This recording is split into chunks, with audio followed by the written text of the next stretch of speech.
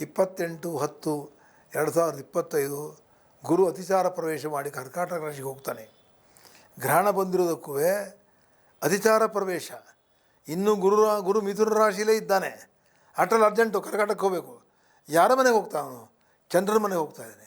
ಚಂದ್ರ ಎಲ್ಲಿದ್ದಾನೆ? ಕರ್ಕಾಟಕದಲ್ಲಿದ್ದಾನೆ. ಕಟಕ ರಾಶಿ ಏನು ರಾಶಿ? ಜಲರಾಶಿ. ಜಲದಿಂದ ಆಪತ್ತುಗಳು ಪ್ರಾಪ್ತವಾಗ್ತವೆ. ಹೆಚ್ಚು ನಷ್ಟ ಜಲದಿಂದಲೇ.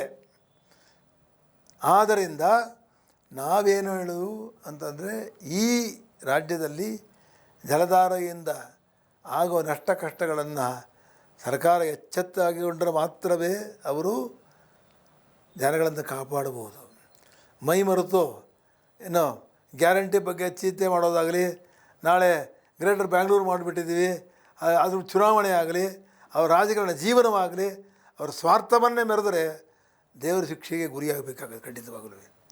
ಕರ್ನಾಟಕ ರಾಜ್ಯದ ಮುಖ್ಯಮಂತ್ರಿಗಳು ಈ ಬಗ್ಗೆ ಎಲ್ಲರಿಗೂ ಎಚ್ಚರಿಕೆ ಕೊಟ್ಟು, ಯಾರು ನಂಬಿಕೆ ಇದೆಯೋ ಬಿಟ್ಟಿದೆಯೋ, ವಿಶ್ವದಲ್ಲಿ ಒಂದು ಶಕ್ತಿ ಇದೆ, ದೈವಶಕ್ತಿ ಅಂತ ಏನಾದರೂ ಕರ್ಕೊಳ್ಳಿ.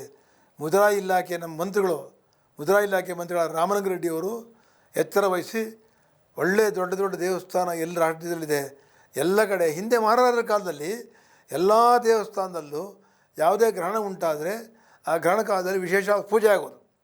9 ಗಂಟೆ ತೆಗೆದು ದೇವರಿಗೆ ಶುದ್ಧೋದಕಲ್ಲಿ ಸ್ನಾನ ಮಾಡಿಸಿ, ಮತ್ತೆ 12 ಗಂಟೆಗೆ ಸ್ನಾನ ಮಾಡಿಸಿ, ಆಮೇಲೆ ದೇವ್ರಿಗೆ ಪೂರ್ತಿ ಬಿಂಬ ಶುದ್ಧ ಆದ ಕೂಡಲೇ, ಪೂರ್ತಿ ಬಿಂಬ ಕಾಣಿದ ಕೂಡಲೇ ಮತ್ತೆ ದೇವ್ರಿಗೆ ಪೂಜೆ ಗ್ರಹಣ ನೈವೇದ್ಯ ಎಲ್ಲ ಮಾಡಿ ಬಾಗಿಲು ಹಾಕೋರು.